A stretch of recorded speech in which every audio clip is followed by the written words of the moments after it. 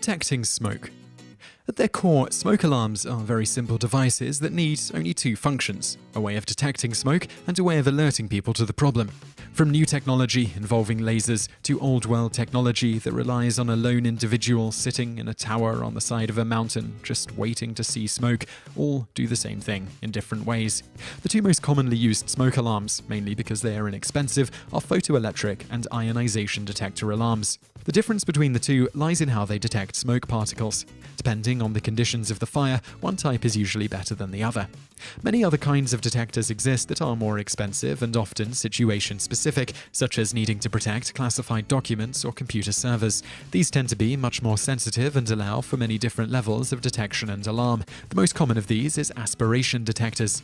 Photoelectric detectors use a beam of light sent from a light-emitting diode, LED, that is detected by a photocell. There is a common misconception that the photocell receives light at all times from the LED, and when smoke gets in the way, the alarm is triggered, similar to the way a door alarm at a convenience store often works. This misconception ignores one glaring problem. It would require a large amount of smoke to block the light from the photocell, making it extremely insensitive. A person would be dead from smoke inhalation long before the detector would ever go off. What is actually happening in photoelectric fire alarms is the LED sends a beam of light, usually down a T-shaped chamber. Sitting at the bottom of the T is the photocell.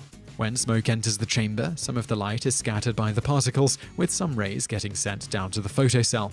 When this photocell detects light, it generates an electrical current that triggers the alarm at a certain threshold. Once that current stops, the smoke is cleared, the alarm will stop. Photoelectric detectors are better at detecting slow smoldering and therefore generally smokier fires. Ionization detectors use ionizing radiation from a material known as americium-241. Ionizing radiation is simply radiation from substances that can free electrons from an atom or molecule, the net result being ions that have a specific electric charge of either positive or negative. The detectors use a small amount of americium-241 contained in a small chamber. This chamber is made up of two oppositely charged metal plates that are kept a small distance apart. When the alpha particles interact with the air in the chamber, they produce ions. The positively charged plate attracts the negative ions, and the negatively charged plate attracts the positive ions. This system creates a small electric current. When smoke enters the chamber, the particles attach themselves to the charged ions and restore them back to a neutral electrical state. This disrupts the electric current and an alarm is triggered. Hot air can also change the rate at which ionization occurs within the chamber, and this will also trigger the alarm. Ionization detectors are much more common than photoelectric detectors because they are less expensive and better at detecting smaller amounts of smoke that come from fast flaming fires. If you're worried about your house having so-called nuclear radiation in it, don't. The small amount of radiation found in the detector is practically harmless, being predominantly alpha radiation. This type cannot even penetrate a piece of paper and is blocked by just several centimeters of air. The only danger comes from if you inhale the particles, so no taking apart the ionization chamber and huffing the air in it to try to develop superpowers. Lung tissue damage, increasing your risk of lung cancer and other such health problems, may not be the superpower you were hoping for. Plus, the superhero name Wheezy won't exactly instill fear into the hearts of evildoers the world over. The differing strengths of these two types of sensors has led to the creation of detectors that employ both types of systems. This allows for the rapid detection of both small smoldering fires and fast-moving ones. The less common aspirating smoke detectors use a fan to draw in air from the surrounding environment. Next, a system of filtering, sensing, and analyzing the air sample is employed.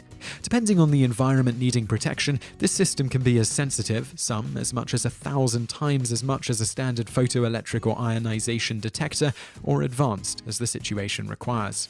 Should the system detect any type of negative environment, such as small amounts of smoke, small changes in temperature, or flickering light, as from a flame, it can notify the appropriate personnel in many different ways. Multiple levels of warning can trigger different responses depending on the stage of the fire, from simply notifying personnel of a pending problem to communicating with a fire alarm control panel to adjust air conditioning or release different types of fire-suppressing agents, or all of the above. Bonus facts: Americium-241 is a man-made metal discovered by Glenn Seaborg in 1944. It is produced when plutonium atoms absorb neutrons in nuclear reactors. It has a half-life of 432 years. The first detection system that had the ability to sense smoke was created by Grain Archer from Bern in 1922. The first underwriter's laboratory listing for a smoke detection device was obtained by Walter Kidd in 1929 and was used to release a total flooding CO2 system for shipboard uses. Bonus fact 3. The first ionization chamber for the purposes of detecting smoke was inadvertently discovered by Walter Jaeger in the 1930s while he was attempting to develop a poison gas detector. In the early 1940s, Jaeger and Melly got together and created the first edition of an ionization detector that we use today. This first attempt used an enormous power supply and required a 220-volt system. It wasn't until the 1960s that Americium-241 was used, requiring much less voltage. In 1964, First Alert was able to develop a 24-volt ionization detector. The widespread use of smoke detectors in households wasn't feasible until a year later, when Dwayne Purcell and Stanley Peterson created a single-station photoelectric detector that was powered by a battery. Bonus fact 4. 96% of all homes in the US have at least one smoke alarm, 75% have one that actually works. About 66% of all deaths from home fires were the result of homes that had no working smoke detector. Smoke alarms that fail are usually the result of disconnected or dead batteries, the latter of which comprises 25% of all smoke alarm failures. As such, the NFPA recommends that you check your smoke detector and change out the batteries twice a year. For those who live in areas that have daylight saving time, it is recommended that you do this when you change your clocks. So I really hope you liked that video, and if you did like it, click like below and leave us a comment to let us know what you think. And also check out a couple of our other videos, which are linked to on the screen now, and don't forget to subscribe for brand new videos every day. Thanks for watching.